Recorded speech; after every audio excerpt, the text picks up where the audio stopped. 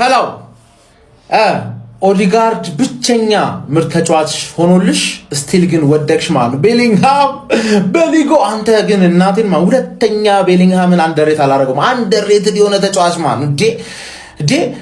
እምባፔ ፈረንሳይ ውስጥ የሚያደርገውን ቤሊንግሃም እንግሊዝ ውስጥ የሚያደርገውን ማድረግ እንዲያስችል የሆነ ነገር ኦሊሴን አምጥተህ ገላግለን ፔሬዝ በእናት ምን አይነት ክላስ የሆንክ ተጫዋች ነህ።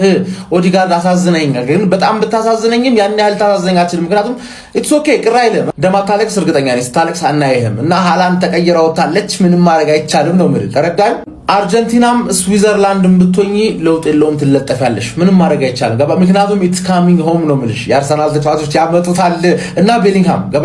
በቃ ቤሊንግሃም አሁን እንግሊዞች በጥቁር ተጫዋች ምክንያት ዓለም ዋንጫ ሲበሉ ምን እንደሚያደርጋቸው ማየት ራሱ እንዴት እንዳጓጓኝ። አንደኛ ጥቁር ተጫዋች፣ ሁለተኛ ቶማስ ቱሄል ምን አይነት ፐርፎርማንስ ነው አባቴ። ይሄን 10 ደቂቃ እናጥቃ፣ ይሄን 10 ደቂቃ እንከላከል ምናምን እያለ በቃላ ሪስ ጄምስ መጀመሪያ ሚድፊልድ አስገባው፣ ከዛ ወደ ራይት ባክ ሙቭ አድርገው፣ ኤዜን መጀመሪያ 10 ቁጥር አስገባው፣ ከዛ ወደ ሌፍት ዊንግ ሙቭ አድርገው። በቃ ብሪሊየንት ጌም ማኔጅመንት በየደቂቃው በየፌዙ ማን ጂኒየስ የሆንክ ማናጀር አንተ እያለ ይሄ ስኳድ ፈረንሳይን ማቆም አያቅተውም። እመነኝ ነው የምልህ። እኔ መጀመሪያም እንግሊዝ ብያለሁ በምክንያት ፋራዳም በፋራም ብላ እንግዲህ ዘንድሮ የዓለም ዋንጫውን ወዬ ልትለው ትችላለች። ወዬ ብላ ነው የምታስተናግደው። ቤሊንግሃም ምን አይነት የቁርጥ ቀን ልጅ ነህ! የአደጋ ጊዜ ተጠሪ፣ የእንግሊዝ የአደጋ ጊዜ ተጠሪ ማለት አንተ ነህ ማንዬ። ቡድኑ እንዲህ በተቸገረበት በተጨነቀበት ሰዓት ላይ አውት ኦፍ ኖዌር እየመጣ የሚፈጥራቸው ነገሮች የሚያስቆጥራቸው ጎሎች ማንዬ። አረ ይሄ ልጅ ጭብጨባ ያንሷል። እኔ ማለት ነው ማድሪድን መፍራት ያለብን ገና በቀጣዩ አመት ነው። ኤምባፔን እያያችሁት ነው፣ ይሄንን እያያችሁ ሌላ ከለር ይዞ ሊመጣ ይችላል። ለማንኛውም ግን ይሄ የእንግሊዝ ብሔራዊ ቡድን ዘንድሮ ሳያስፎግር ዋንጫ ጠቀድ ያደርግ ነው መሰለኝ። እኔ እየተመቸኝ አይደለም። ዋንጫው አካባቢ በጣም እየተጠጋጋ ነው። ዛሬ ሌሊት አርጀንቲና ጨዋታ አላት። እንግዲህ ማንንም ይምር አይመስልኝም። ግልጹን ለመናገር ምን ትላላችሁ? ያሰባችሁን አካፍሪ። ቤሊንግሃም ግን ይለያል ማንዬ። እንግሊዝ 4 ውስጥ ገብታለች። ጀማው ለዋንጫ ጠብቋት። ቀላሉ ቲም ነው ያለፈው። እንግሊዝ ማለፈው ይሻላል በእውነት። ኖርዌይ እኔ ኦዲጋርድ ብቻውን ነው እንጂ ሰውዬ ምንም ክሮስ ማድረግ የማይችሉ ፍጥረቶች ክሮስ አድርግለት ለሃላንድ። በቃ ሃላንድ ያገባዋል እኮ። እንደዛ ነው የመጣው እስካሁን ራሱ ምንም ፈጠራ እንግሊዝ ፈጠራ በቃ ምንም እዛው ይቆማሉ። በቃ የሆነ ትፍ ምናምን እንዲህ ተንቸፋችፈው እስካሁን እዚህ ደረሱ። ሲጀመር ለአርጀንቲና ቀላሉ ቲም ነው የሚደርሳት። አሁን እንግሊዝ ይሻላል ከኖርዌይ፣ እንግሊዝ ይሻላል። ኦዲጋርድ ማን ያግዘው? ብቻውን ሆነ። በቃ ምንም ያዞራል ብቻውን። ይሄን ሰውዬ በቃ ገደሉት። አንድ ክሮስ ማድረግ የማይችል ሰው የመጀመሪያውን ኳስ ብቻ አገቡ። በቃ አርጀንቲና አለቀሽም ታያለሽ። አስባነነ ፊፋ አስባነነ ፊፋ ፊፋ አሁን አንተ እንዳይነቀበለ ኤክስትራ ድረስ አጫወትካቸው። አይነቀበለ ይነቃሉ እነሱ። አስባነን ካሁን በቃ ያው ታንጎሉን እንግዲህ ወላ ኖርዌይ እንግሊዝ አለፈች። እንግዲህ ይታያችሁ በአንዱን ታርጌት ነው ጎል እያገባቸው የነበረው። እንግዲህ እንግሊዝ ይታያችሁ ብቻ ፊፋ አሁን አንተ ዘዲያት ስትራ መጨመሩ ምናምን እንኳን አይደለም። ሃላንድ እንደዛ ሺት የሆነ ጨዋታ መጫወቱ ራሱ ወይኔ ፊፋ አስበላን። ፊፋ ወደታ አስበላን። በቃ አስበላን። ሃላንድ እንኳን እንዲጫወት በከፍለው ሰው ባላንዶር ማዱኬ ባላንዶር ያለው ማዱኬ ባላንዶር። ቆይ ግን ኦዲጋርድ ማለት ነው አረሳውልህም። ቆይ አንተ ግን እንድትጫወተኛ ከበሮ መቼ ማዘጋጀት አለብን? ከዚህ በኋላ ኤሚሬትስ እና ተቃራኒ ሜዳ ላይ ስንሄድ እንዳለ ከበሮ መዘጋጀት አለብን። አንተ እንደዚህ እንድትጫወት እንዲለውጥ ምንድነው እንደዚህ ቀይር ማለት? ኦፍ ኮርስ በሀገር ቀልድ የለም ግን ኧረ እንደዚህ አታስባልን እንዴ! ቢያንስ ሩቡለኛ ተጫወትልን እንጂ አውሽ። አሰላሙ አለይኩም ወራህመቱላሂ ወበረካቱ። ታላቋ ሀገር እንግሊዝ አሸንፋለች። እንኳን ደስ ያለህ በሉኝ ፋሚሊ። እናንተ ደስ ባይላችሁ እንኳን የእንግሊዝ ደጋፊ ባትሆኑ እንኳን ደስ ያላችሁ። እንኳን ደስ ያለህ አሞዲር አሊ ብላችሁ ኮሜንት ላይ ጻፉ። ቪዲዮን ደግሞ ኮፒ ሊንክ ሪፖስት ላይክ በማድረግ ጀምሩት ፋሚሊ። ከኬፕ ቨርዲ የተሻለ በፉትቦሉ ትልቅ አስተዋጽኦ የሌላት ሀገር ይሄን ያህል ተፈትናለች። ኖርዌይ በጣም ጎበዝ ናቸው፣ እውነት ጀግና ናቸው። አሰልጣኙ በጣም ጎበዝ ነው። ባላቸው አቅም ማልቀስም የለባቸው ብዬ አስባለሁ። በዚህ ልክ መፈተን ነበርብን ካለን ስኳድ አንፃር። እድሜልን ጁድ ስቶንስ ራሱ ፋሚሊ እንዴ ማጉዌር እንኳን አልተመረጠ። ስቶንስ የኔ አባት እንደው አፉ በላይ ለምን ተመረጠ ስል ነበር። ሀገሬ እንግሊዝ አሸንፋለች። በጣም ነው ደስ ያለኝ። ቤሊንግሃም ደግሞ 2 ጎል ማስቆጠሩ ፋሚሊ ቤሊንግሃም እኮ ቋሚ ይሆናል አይሆንም የሚል ጥርጣሬ በአሰልጣኙ በቱሄል በግልጽ ተናግሮ ነበር። አሁን ላለንበት ቦታ ትልቁን አስተዋጽኦ ያደረገው ቤሊንግሃም ነው። እቺ ሀገር ለእግር ኳስ ለከፈለችው ውለታ መካስ አለባት። ውለቷ ሊመለስ ይገባል። ሚዲያው ምናምን ተወት ፋሚሊ ልጠሩ ትችላላችሁ፣ ግን በእግር ኳሱ ላይ ትልቁን አሻራ አስቀምጣለች። ለፉትቦሉ ትልቅ አሻራ አስቀምጣለች ሀገራችን እንግሊዝ ፋሚሊ። ሀገራችን አንዳት ይሄ ኳሰኛ ነው እያወራ ያለሁት እና በጣም ደስ ብሎኛል። ወላሂ በጣም ነው ደስ ያለኝ። የእንግሊዝ ደጋፊዎች ካላችሁ እንኳን ደስ ያላችሁ ማለት ፈልጋለሁ። እንግዲህ ተጋጣሚያችን ደግሞ ከሰዓታቶች በኋላ ማወቅ እንችላለን። ከባድ ነበር፣ ድል አድርገናል። እንግዲህ ጉዞ ይቀጥላል። የተሰማችሁን ኮሜንት ላይ አስቀምጡ። ቪዲዮ ከተመቻችሁ ኮፒ ሊንክ፣ ሪፖስት፣ ላይክ ማድረግ እንዳይረሳ። ቴንክ ዩ። አሁን እንደዚህ አይነቱን አጫውትና እንደዚህ አይነቱን ሀገር በድፍረት ዋንጫ ይበላል ብላችሁ መናገር ትችላላችሁ ማለት ነው። ስዊዘርላንድም ማለፈች፣ አርጀንቲና ማለፈች፣ ከእንግላንድ ልታልፍ አትችልም ብላችሁ በድፍረት ነው የምትናገሩላት ማለት ነው። በደንብ ነው መከላከል የሚችለው። የያዘውን ውጤት የትኛውንም ሀገር ጋር ሲጫወት አክብሮና ተከብሮ ነው የሚጫወተው ማለት ነው። የእንግሊዝ ብሔራዊ ቡድን ኖርዌይን ነው ምገጥም ብሎ ይሄ ከመከላከሉ አይለቅም። ሜክሲኮን ነው ምገጥም ብሎ እንደዛው ማለት ነው። ሁሉንም ቲም አክብሯቸው እየተከላከለ ይጫወታል። ለዋንጫ በደንብ እንጠብቀዋለን ማለት ነው። ግን በጣም አንድ የሚያናድደው ነገር ዴክላን ራይስ ለምን እንደማያስቀምጠው ይገርመኛል። ዴክላን ራይስ በጉዳት የሚሆን አቅቶት እየተመለከተው ለምን ኮቢ ማይኑ የማይጠቀሙ ቤንች እንኳን አድርጎ ያስገባው ይሄ ከኮቢ ማይኑ ጋር ፐርሰናል የሆነ ይሻላቸው ማለት ነው። ከዛ ውጭ ግን ቅያሮቹ በሙሉ የሚገርሙ ናቸው። ስፔንስ ሮጀርስ ትክክለኛ ለእንግሊዝ የሚያክል ትልቅ ሀገር እንደምትጫወት ነው ያስመለከተ። አውትሳይድ ምናምን በድፍረት በኮንፊደንስ ነው ሹት ያደረገው። ያንኳስ ቤሊንጋም ቆንጆ የሆነ ሁኔታ ነው የጨረሰው። ቤሊንጋም ምን አይነት ተጫዋች ነው ጋይስ! በዚህ ቶርናመንት የሚገርም ጊዜ እያሳለፈ ነው። ፍራንስ ተጫዋቾች ጋር እኩል እየተገዳደረ ነው የሚገኘው። ምናልባት ፋይናል ደርሰው ዋንጫው የሚያሳኩት ከሆነ ሁላ ድሮ ምርጡ ተጫዋቹ ነው መሸለሙ አይቀርም ማለት። ዛሬ ሃሪኬን ጥሩ አልነበረም በጨዋታው ላይ የነበረው እንቅስቃሴ። ከዞች አበደ ጌም ነው የተመለከተው። ቡካዮ ሳካ ተቀይራ ገብታ የሚገርም አይነት እንቅስቃሴ ነው ያስመለከተችን። ከፍጥነት ውጭ ኤሌት አንደርሰን ያበደ እንቅስቃሴ በመከላከልም እንዲሁም ደግሞ ወደፊት የሚገርም እንቅስቃሴ ነው ሲያስመለክተን የቆየው። ኤርሊንግ ብራውት ሃላንድ ግን የሚገርም ጊዜ ነው ያሳለፉት። ሳይጠበቁ እዚህ ውድድር ላይ እነ ብራዚልን ጥሎ እዚህ ደረጃ መድረሳቸው በራሱ ሌላ ትልቅ ስኬት ነው። እንግሊዝ ብሔራዊ ቡድን አልፋለች። እናንተ ደግሞ ሼር፣ ኮፒ ሊንክ፣ ሪፖስት እያደረጋችሁ ታልፋላችሁ። ይመቻችሁ። አርጀንቲናውያን እንግዲህ ተጋጣሚያችን ኢንግላንድ ሆናለች ማለት ነው። አሪፍ ነው። በቃ ኢንግላንድ ጠላታችን ናት ታውቃላችሁ። የ1986ቱ የዲየጎ ማራዶና ደ ሃንድ ኦፍ ጋድ ይደገማል። ኢንግላንድ ጠላታችን ናት።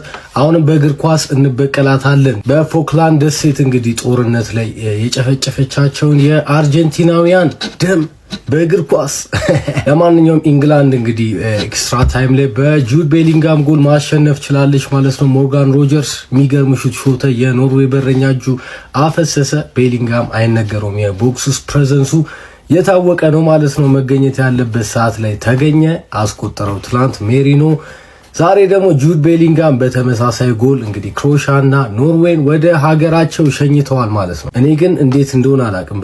እቺን ኳስ ማለት ነው ሃላንድ ቢያገኛት ኖሮ ሜቢ ይሄ ጨዋታ ላይክ በጣም ለኢንግላንድ ከባድ ነበር። 2-0 እየመሩ ቢሆን ኖሮ በቃ ፒውር የሆነ የሚገራርም ትራንዚሽኖችን ያገኙ ነበረ እና ከባድ ይሆን ነበር። የአትሌቲኮ ማድሪዱ አሌክሳንደር ሶርሎዝ እንግዲህ በጣም የሚገርም ስራ ነው የሰራው ማለት ነው። እንዴት ነው እንደዚህ ኳስ ለሃላንድ እንደው ሌላ ተጫዋች አታምኑም? ለሃላንድ አትሰጠውም? ኧረ በስመ አብ። ለማንኛውም ይሁን ለፍልፌ አርጀንቲና እንዳትወድቅ እንጂ ኤኒዌይስ ከባድ ጨዋታ ነው። ግን አርጀንቲና ለኢንግላንድ አተኛ መመኑኝ። በጣም እነሱም በጣም ነው የሚጠሏቸው። ዲያጎ ማራዶና የሚጠላቸዋል፣ ሜሲ የሚጠላቸዋል ማለት ነው እና በቀላሉ እጅ አትሰጥም አርጀንቲና ለኢንግላንድ ማለት ነው። ይመቻል።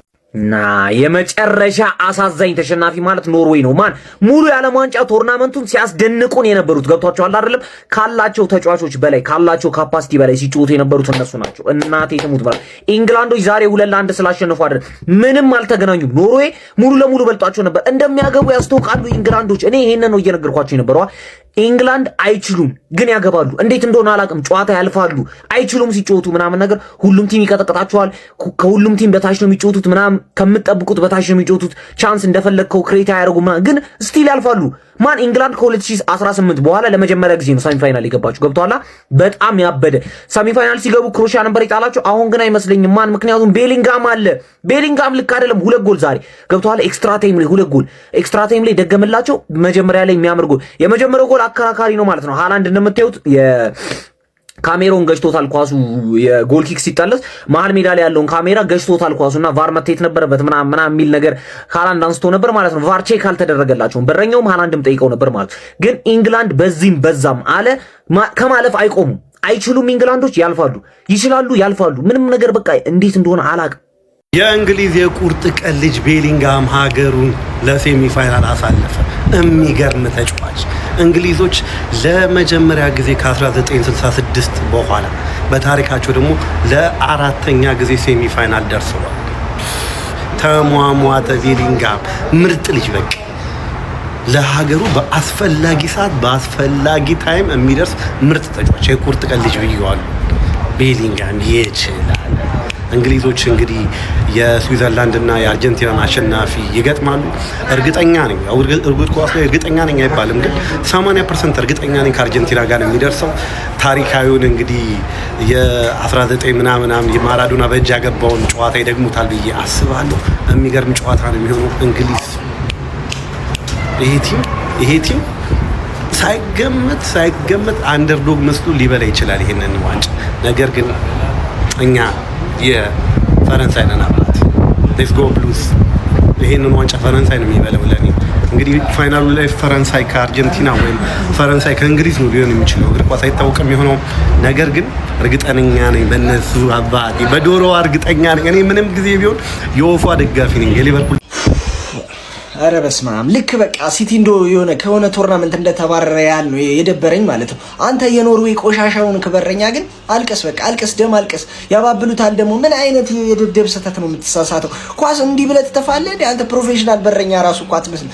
ሮጀርስ የመጣ ጠንካራ ብትል ነው የመጣው፣ ግን ወይ ወደዛ ነው የሚተፋው። እንዲህ ፊት ለፊት ለቤሊንጋም አግባብ ብለህ ያዙት አልኩኝ። ቤሊንጋምን አይደል ደግሞ ፈርስት ሃፍ ላይ ኧረ በስመ አብ። ኧረ ቤሊንጋም ታሪክ ሰራራባቸው። ከኬን እኩል ነው ጎል ያስቆጠረው 6 ጎል። ሃላንድን ማለት ነው አስተውላችሁ ከሆነ ላለማንቀሳቀስ ጌሂና ስቶንስን የክለቡን ዲፌንደሮች ነው ይዞበት የገባው። ያው ያውቁታል፣ እዛ አብረው ነው ትሬን የሚያደርጉት። እሱም ቢሆን ያውቃቸዋል እኮ። ለሃላንድም አድቫንቴጅ ነበረ፣ ግን ዛሬ ያሉ ነው ደግሞ ይህን ኳስ ፈርስት ሃፍ አምልጦኝ ነው ለካ። ሶርሎስ ምን አይነት ጅል ነው ምናምን እያላችሁ ኮሜንት ስታደርጉልኝ፣ ይህ ጀዝባ የሆነ ሰውዬ ለካ ይህን ኳስ ለሃላንድ ከልክሎታል። ለነገሩ ሶርሎስ ላይ አይደለም ጥፋቱ እኮ፣ ያ ደደብ የኖርዌይ መላጣ አሰልጣኝ ላይ ነው ጥፋቱ። ኦስካር ቦብን አስቀምጦ፣ ኦስካር ቦብም ያው ደነዝ ነው ደንዟል፣ ግን ከዚህ ደነዝ ደግሞ ሺጥፍ ይሻላል። ይሄን አጥቂ ላለማስቀመጥ ብሎ እዚህ ዊንገር ጋር ያላፈዋል። ቅልጥፍጥፍ ያለ ይመስል ለራሱ እኮ ከአንድ ዓመት በኋላ የሚታዘዝ ሰውዬ። ኧረ በስመ አብ። ምንም ማድረግ አይቻልም። ኢንግላንዶች ግን ይችላሉ። ጌም ማኔጅመንት መጨረሻ ላይ ራሱ ኖርዌይ ሳይሆን ሲያስጨንቅ የነበረው ኢንግላንድ ኳሱን ይዞ ሲያሿቸው ነበር። ይችላሉ። በስመ አብ። ይሄ የዋንጫ ቡድን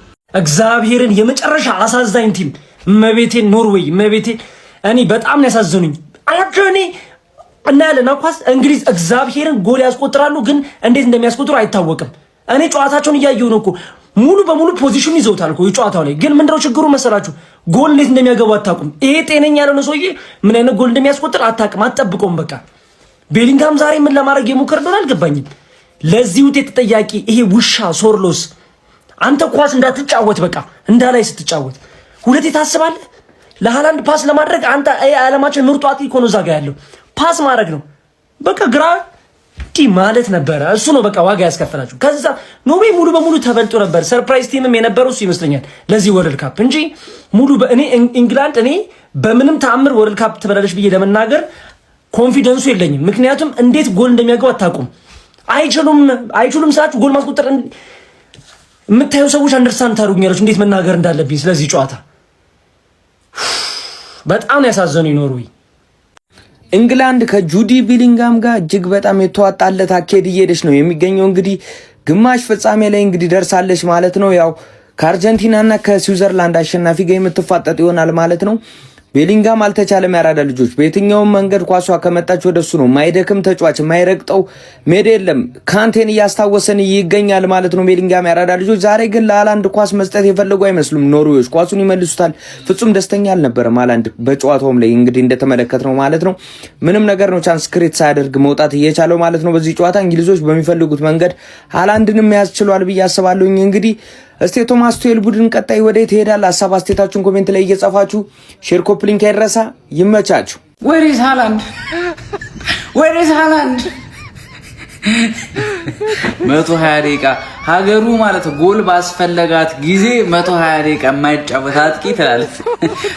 እናንተ እኮ ፋራ ናችሁ። ጨው ራሱ እንደማይገባችሁ እኮ ነው እኮ አረጋግጡ። በቃ ኦዴ በጣም ጸዴ በ5 ጨዋታ 4 አሲስት አድርጋለች። ኦዴ ይበቃሻል፣ ይበቃሻል። ይኸውልሽ በ5 ጨዋታ 4 አሲስት አድርገሻል። አርሴ ስትመጪ ማለት ነው ካልደገምሽው ሞርጋን ሮጀርስ አለልሽ፣ ኤዚ አለልሽ። የራስሽ ጉዳይ ወስኝበት። ሌላው ማለት ነው ጁድ ቤሊንጋም ጌታዬ ሆይ እንግሊዝን ማለት ነው ተሸክሞ ግማሽ ፍጻሜ አድርሷታል። እንግሊዝ በፈለገችው ሰዓት ሾራፕ እያደረገ ነው። በቃ ነው ለማድሪድ ሲሆን ለማንኛውም ማለት ነው ግማሽ ፍጻሜ እንግሊዝ ደርሳለች። አሁን ከአንድ ሰዓት በኋላ ደግሞ የንጉሱ ሀገር አርጀንቲና ቫሞስ አርጀንቲና። እንግዲህ እኛ አንተኛም እኔ ሮቦት ሆንኩኝ እኮ። ይህ ሰውዬ እንዴት አባቱ ነው የሚችለው ጋይስ? ሚድፊልደር ነው ወይስ አጥቂ ነው? ዛሬ ጁድ ቤሊንጋም እንግሊዝን እንግዲህ ተሸክሟት 4 ውስጥ ይዟት ገብቷል። ኖርዌዮች ግን እንዴት አባታቸው ነው የሚችሉት ጋይስ? በነገራችን ላይ እንግሊዝ ዛሬ እድሜ ለጁድ ቤሊንጋም እና የኖርዌው ግብ ጠባቂ ኔላንድ ያንን ስህተት መሳሳቱ ጠቀማቸው እንጂ በጣም ከባድ አደጋ ውስጥ ገብተው ነበር ማለት ነው። በነገራችን ላይ ጁድ ቤሊንጋም እንደምታውቁት ሚድፊልደር ነው ተብሎ ነው የዘንድሮ የዓለም ዋንጫ ላይ ደረሰው። ነገር ግን ከኪሊያን ኢምባፔ ከሜሲ እና ከሃላንድ በማነስ በ6 ጎሎች ማለት ነው ለወርቅ ጫማው እየተፎካከረ ይገኛል። ከሃሪኬን እኩል እንግዲህ በዘንድሮ የዓለም ዋንጫ ለእንግሊዝ ብሔራዊ ቡድን 6 ግቦችን ማስቆጠር ችሏል። እንግሊዝ እንግዲህ በቀጣይ ከስዊዘርላንድ እና ከአርጀንቲና አሸናፊ ጋር ግማሽ ፍጻሜ ላይ ትገናኛለች። እንደኔ ግን እንግሊዝ በዛሬውና ባለፉት ጥቂት ጨዋታዎች ባሳየችው አቋም የዘንድሮውን የዓለም ዋንጫ ትበላለች የሚል እምነት የለኝም። ፋይናል እንኳን ብትደርስ ወይ በስፔን ወይ በፈረንሳይ ምናልባትም የምትሸነፍበት እድል ሰፊ ይመስለኛል። የእናንተን ግምት ግን ኮመንት ላይ አስቀምጡልኝ። ይመቻችሁ። ምን አይነት ፐርፎርማንስ ነው ጁድ ቤሊንጋም ሀቢቢ ብቻውን ቫይኪንጎችን ወደ ኖርዌይ እዛው መለሳቸው ማለት ነው። የሚያጅብ ለነሱ ለራሱ የሚገርም ቶርናመንት ነበር። አልጠበቁም እዚህ ደርሳሉ ተብሎ ማለት ነውና ለነሱ የሚገርም ነበረ። ግን ይሄ ሰውዬ ላይክ ላስት ከሜክሲኮ ጋር 2 ጎል ዛሬ ደግሞ 2 ወሳኝ ግቦች ማለት ነውና እኔ በጣም የሚመች ተጫዋች ነው። ብዙ ቨርሳታይል ነው። በዛ ላይ እስከ ጥጉ ነው ሀቢቢ እንትን የሚለው ማለት ነውና እንግሊዝን አሁንም አንደርስትሜት እንዳታደርጓት ነው የምለው። ይሄ ቶማስ ቱዌል የሚባል ሰውዬ በጣም ጠንቃቃ ሰው እያያችሁት ነው። ለውጦቹ ቅያሬዎቹ ምናምን ማለት ነው። ፋይናል እንደውም 5-4-1 ሁሉ አድርጎት ነበርና ላይክ ፋይናል የምደርስ ከሆነ እንግዲህ ከስዊዘርላንድ እና ከአርጀንቲና አሸናፊ ጋር ነው ፋይናል የምደርስ ከሆነ የሆነ ላይክ በዲቴሎች ስለሚጠነቀቅ አዛ የሆነ ቡድን ነው እና ናቅ የሚደረግ ቡድን አይደለም። ወገንታት ይሄ ቲም ማለት ነው። ለእኔ ተመችቶኛል። የሚያጅብ ጨዋታ ነው። ስደግፋቸውም ስለነበረ ማለት ነው። እስኪ ሀሳባችሁን ኮሜንት ላይ አስቀምጡልኝ። ኮፒ ሊንክ አድርጉት። ከመሸ ነው ወገን ተመሸ እላለሁ። ለኔ 9 ሰዓት እየፖሰትኩ ማለት ነው።